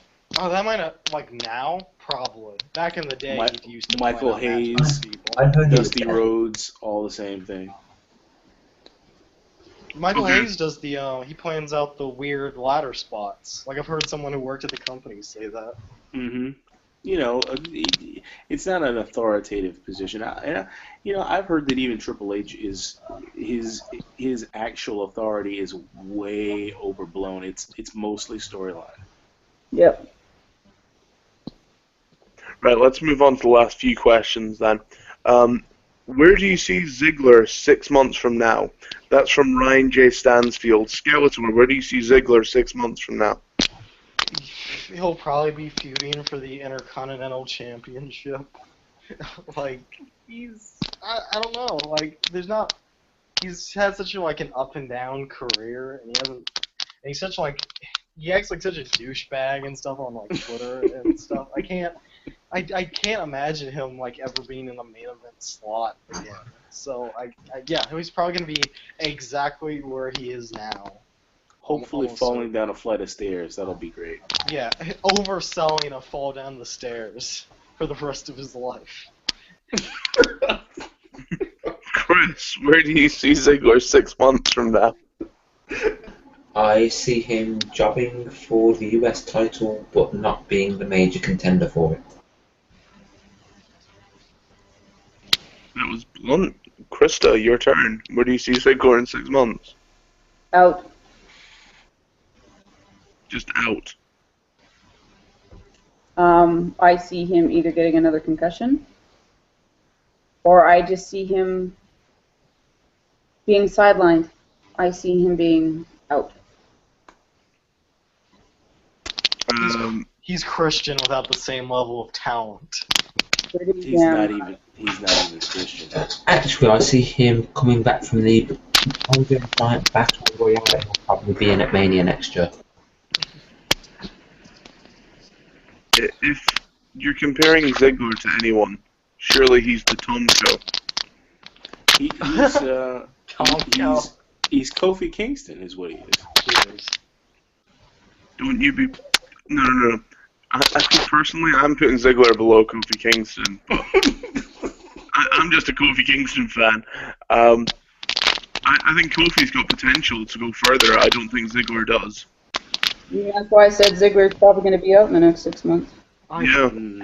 I've said it before, and I'll say it again. I don't remember Ziggler matches, ever, pretty much, because he always does the exact same stuff. Not even, in interesting ways. At least Orton will catch somebody in a weird way with an RKO, or, something I can put my finger on and, remember. But Ziggler just does the exact same thing, every singles match he has, and I forget every time.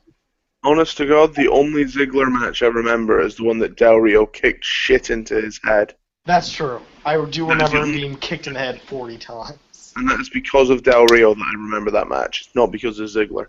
Yeah. But he sounds like Rusev. Yeah, a little bit. Or even Cena with his 5 moves of doom. It's called the 5-knuckle shuffle. Also, Cena has cool moments though, like Cena picking up Big Show and Edge at the same time. Like, That was pretty awesome. He has Yeah, but- moments and like weird little like changes in his moveset that like make that you remember. Ziggler just does the same match. Yeah, but Kofi Kingsland has moments too that you remember. Yeah, he does too. That's why we're putting him above Ziggler. That's I'll be honest with you, Miz doesn't have a whole lot of things that make him stand out in the ring either. yeah, but he has Oh, that's character awesome. stuff that makes him stand out. Yeah, like he I does the enjoy awesome the thing. Hollywood douchebag thing he's working right now. Hmm. And he's the most okay. must-see superstar on the roster. Yeah, whoever told them that was a blatant liar. Moving on to the next question then. Thank you, Ryan, for your question, by the way. Who do you see challenging Sheamus for the US title? That's from PWE Podcast. I'm going to throw it out there and say I see Rusev challenging Sheamus for the US title. Vacant. Vacant. Okay. I sincerely hope that they consolidate the U.S. I hope that Sheamus takes the IC belt from whoever owns it at the moment that it's... I don't even know who it is anymore. They've been hot-shotting it so much. I hope that Sheamus takes it and he retires the U.S. title. He hands it to Sting the way John Cena handed the World Heavyweight Championship to Ric Flair, and let that title walk out into the sunset. Please. Please. Seriously. Next. Krista? Well, in a perfect world, I'm of the same mind. I think the IC and the US title should be consolidated. And personally, I would like to see Bear come back, pull off the IC title from whoever, and then challenge Sheamus to unite the US Championship. Because I've seen those two boys work in the past. They put on great matches. I think it would be very entertaining. And again, they can consolidate the two titles, and they can hand off the US title to Sting and let it go. If that happens, they have to do it the way I said. You put Cesaro in there as well, and you have the three of them brawl for the hell of it. Yes. Wait, I said that this time for WrestleMania 30, and it never happened. So hopefully by 31 we get there. Like, and for me, the IC, it's intercontinental, which could be interpreted to be like an international title. Yep. So I think it should be battled over by 3 men who are international talents. Skeletor, what's your thoughts? Who do you think is going to challenge Sheamus for the US title? You alive, Skeletor? Unmute yourself there, Skeletor. He's doing well. He knows what he's talking about. I'm back. Chris, who do you see challenging for the US title? Who do I see what? Who do you see challenging for the US title? Wait. I was on mute and I did a speech and no one heard it. Damn it. Well done, Thinkara. Well done. Yeah, I botched Luke it Harper. pretty bad. Luke Harper, Chris. Okay. This is why we love you, Skeletor. Can I get my go now? Yeah, you can go, Skeletor. Okay. I don't have any interest in consolidating the titles. I thought about that, but Night of Champions kind of changed my mind because I really liked both matches at Night of Champions, and how it worked out. And I cared about the U.S. title because 2 cool guys were fighting over it. So I have no interest in that. However, I would love to see Rusev. I would love to see Rusev Sheamus because that would probably be Rusev's best match. Because Sheamus just tears the hell out of guys, and so does Rusev. So, as long as Rusev pulls out a few more moves than he normally does, it could really be something interesting and like just a special thing to have at. I guess it would be Survivor Series, or Hell in the Cell, whichever's fine. Yeah. Let me ask you this then, guys. Coming out of this week's Raw, which superstar do you feel has the most attention on him? What singular superstar? You can't have multiple choice. just one superstar who has the most attention on him right now. Chris, you go first. Ambrose. Oh, he keeping it short and sweet. Skeletor? Ambrose. Krista? Oh, third time's a charm. I'm also going to say Ambrose. Rensis, go on and surprise me. John Cena. Well, that did surprise me. I didn't expect John Cena, but hey. That's a shocker. Oh, yeah. Okay, I'm going to argue all of this and say Luke Harper. That's Harper's ridiculous. I think Harper's the one that a lot of people have spoken about on social media. He's the one that gained a lot of interest by not even being on the show. He went from practically nothing to now being like, what's going on with Harper? To me, that's a big thing. Ambrose we knew was going to be in that spot this week. Harper wasn't even on the show the week prior, and now everyone's kind of got the attention on him. So I'm going to argue and say Harper. That was a good point. Don't I'm glad you encourage think him. Quiet, you. That's completely ridiculous. I'll encourage you all I want. Just like I encourage you all I want. Man, why is that ridiculous, Francis? Let's have this out. Come on, man. The most attention on him is Luke Harper. It's either Harper or Ambrose. I wouldn't have said it was Cena this week. You don't even believe that yourself. I wouldn't have said it was Cena this week. That's all. What did Cena do this week that made him more full of attention than anyone else? Because he's the biggest star, perhaps, in the history of the industry. That doesn't mean he's got the most attention currently, though. He's had it all time, yes. But currently, at this moment, I would say Ambrose and Harper were above him. Nah. Focus-wise. Nah. A friend of mine asked a question. Can I read it out? Please do. Of course. Okay. My pal, Matt Parkinson, asked, last minute question, how long until Eva Marie wins the Divas title? Tomorrow night. A long, long time.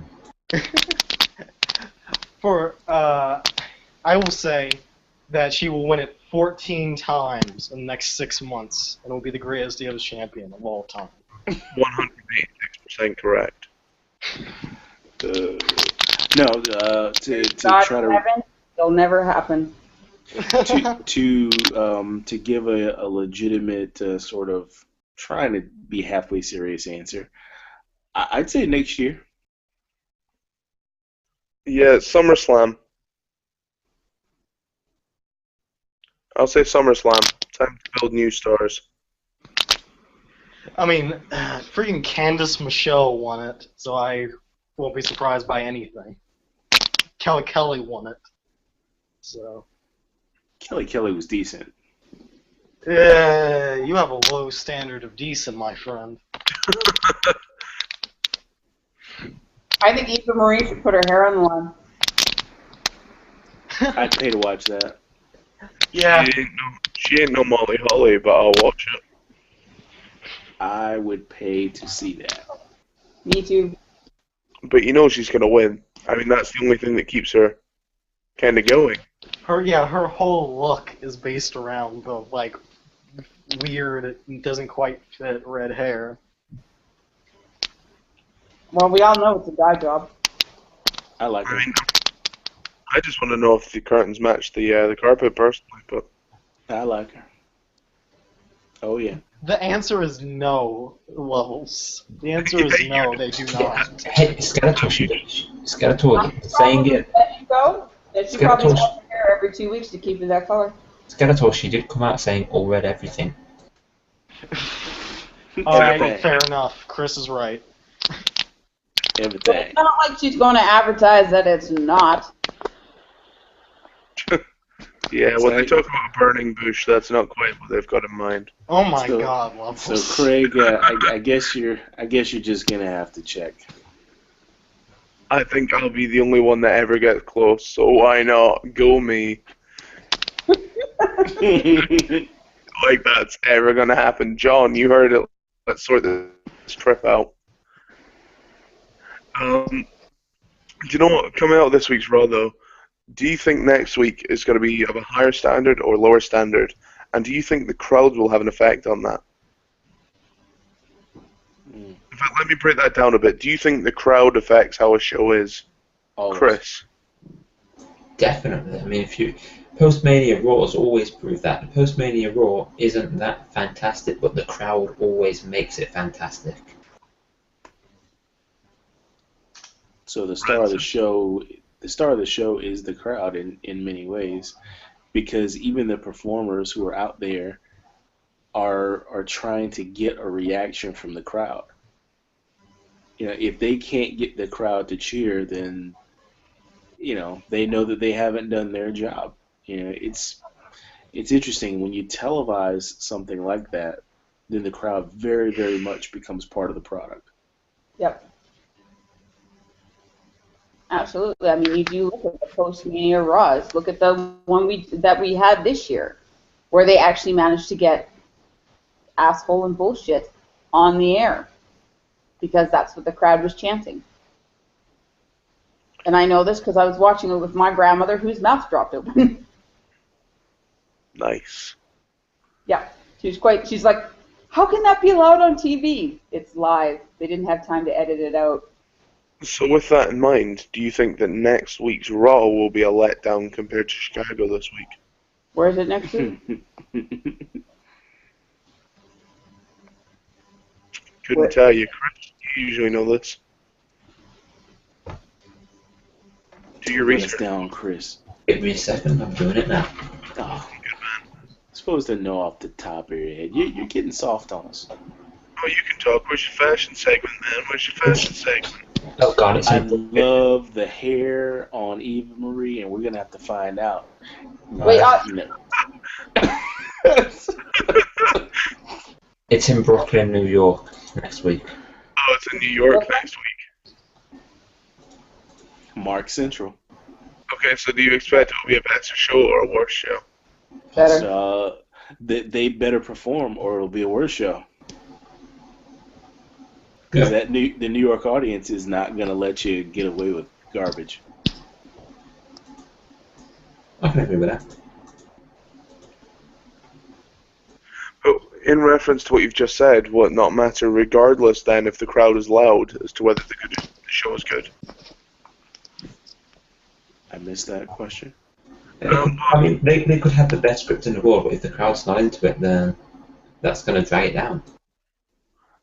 Yeah, but that doesn't happen. You don't have a great show and the crowd is completely dead. Even with a bad crowd, they pop at big moments. Where was the crowd the night of the cage match with Daniel Bryan and Bray Wyatt? Milwaukee? Yeah, that was like a random place that wasn't like, it's not like a famous wrestling town or anything.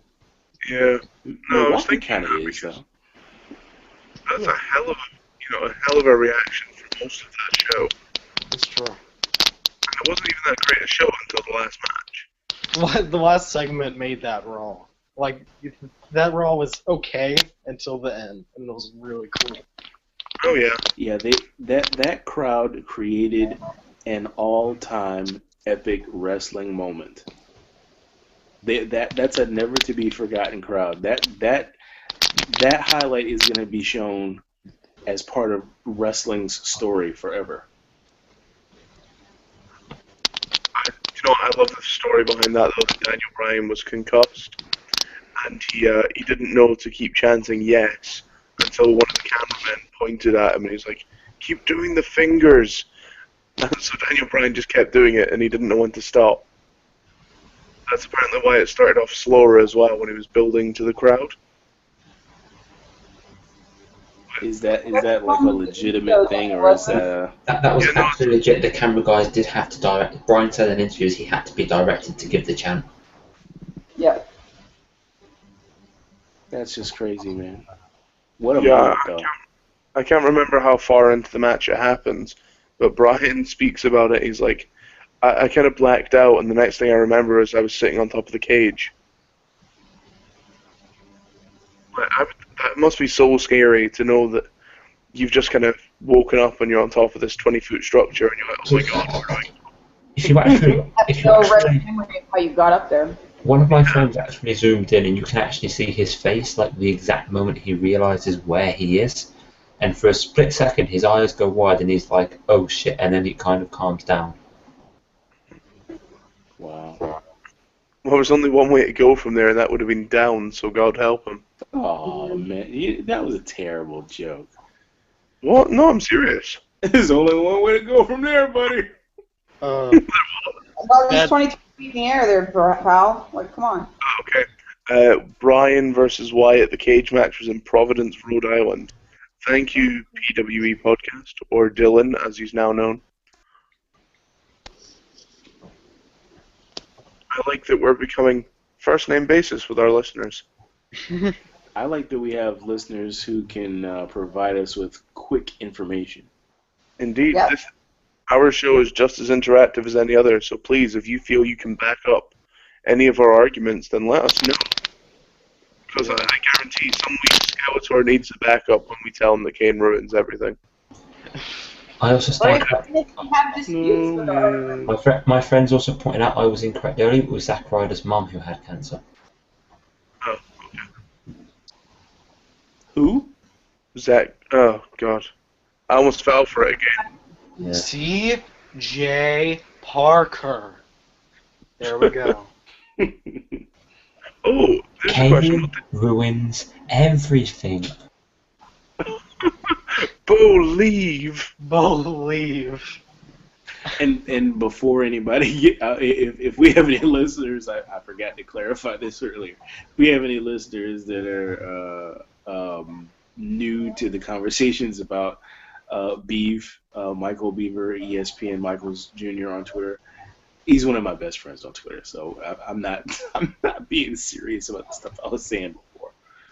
Man, you hate him. You hate him so hard.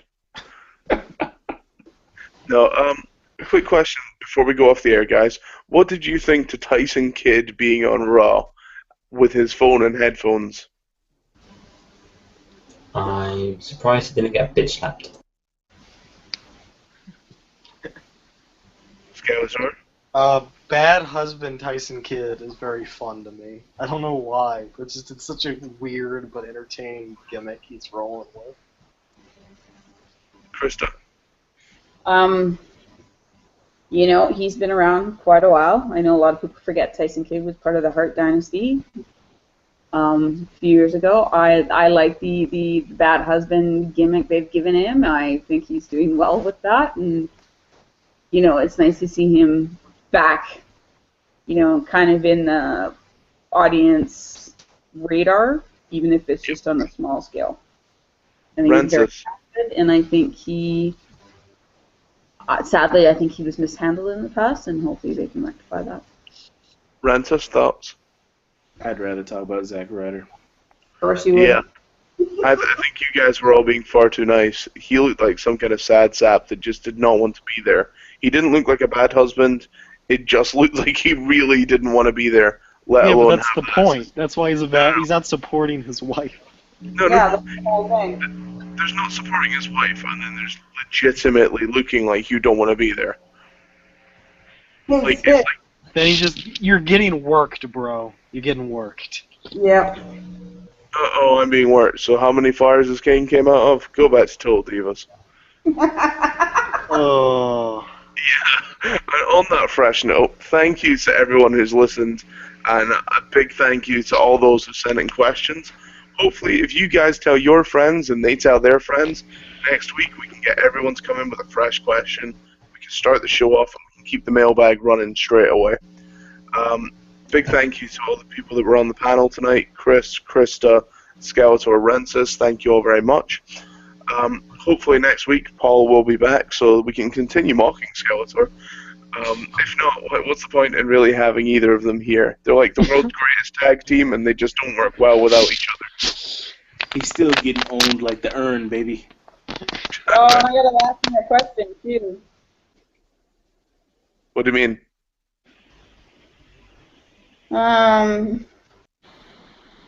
a buddy of mine, Rob. Thank you Yeah, for sure. tuning in. What are the odds of Undertaker being at next WrestleMania? Oh, I'd say they're fairly high at this point. 50-50. 50-50. 0, just to round it out, and that'll do it for the Levels of Wrestling. We're out. Bam. We are out. Speak to you all later, guys. Thank you for tuning in.